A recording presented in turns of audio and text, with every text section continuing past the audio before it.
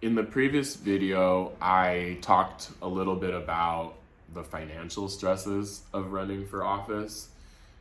In this video and the next one, I'm going to talk about two very important relationships that eroded in June of 2021.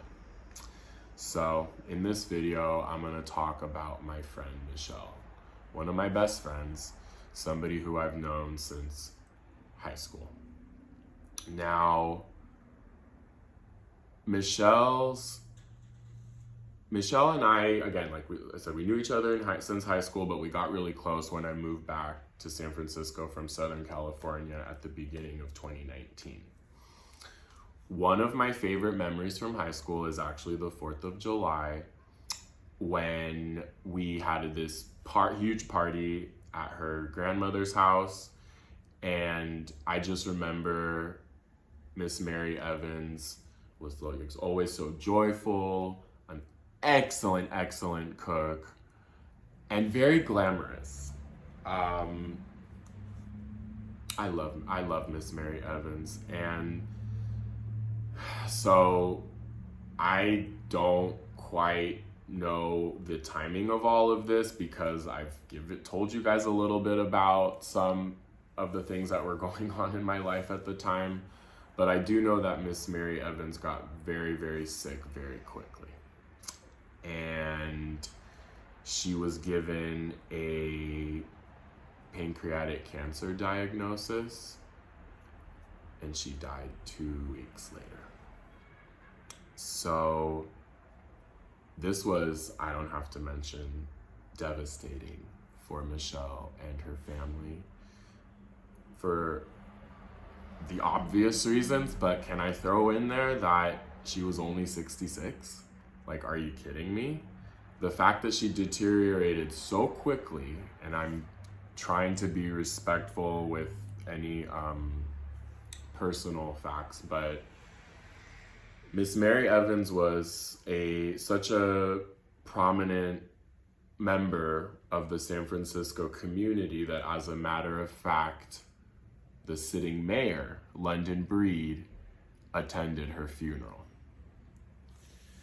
And the only reason why I did not is because I had a meeting with the one and only Noam Chomsky. Yes, I had a Zoom meeting with him. You can go back and look at my Instagram. I believe it was June 29th. June 29th. And that's the only reason that I watched the funeral on Zoom. And then I remember thinking that since I didn't get to make the service, I felt like bad going to the repast. Those were my thoughts. And also, since I was running for office, a part of me was like, I don't want people to think that this is a campaign event, that I'm treating this like a campaign event, right? And then also there was another part that I was like, I don't need to prove my friendship to Michelle's extended family.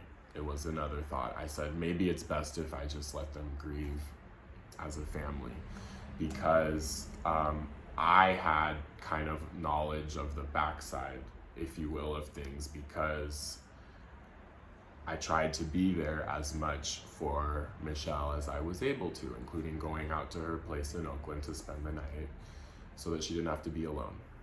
So I, again, don't quite know the timing of this, but it doesn't matter. It's actually something that, again, I've tried to block out. But in the aftermath of losing her grandmother, who as she has always described, more like her mother, not to put any shade on her own mother, but her grandmother raised her and raised so many other people in the community that that's how Michelle has always referred to her grandmother. So I remember, again, I'm going to leave out a few details intentionally because it really does not matter. What matters is that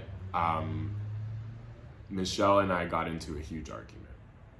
I was at her house one morning. I had spent the night there, and somebody made a comment, and we got into a huge argument to the point where I had gathered my stuff, and and I was leaving, and we were like arguing and fighting out in like the front of the house and the apartment. And the thing is like, I felt like, I remember having this thought that like both of us were using as cheap as it was, both of us were using the opportunity to get all our frustrations out.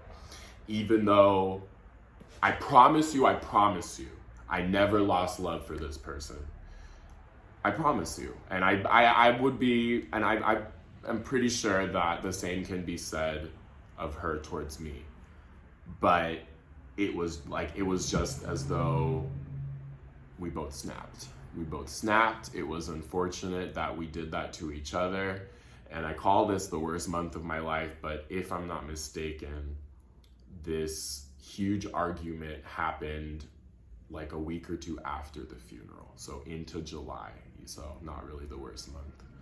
But needless to say, Michelle and I went our separate ways, and I was devastated. I was absolutely devastated because this was my best friend.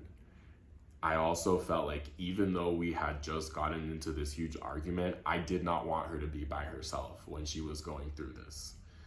And it was just such a horrible, fucked up situation. I remember literally walking to Bart from her house, like just sobbing, just like crying uncontrollably, because I was like, man, like I can't lose this person, especially after this has happened. Like, yeah. So that's part one of the worst month of my life, which spilled over into the next month. That was how I lost my best friend. And in the next video, part two, I'll tell you about how my relationship ended. See you there.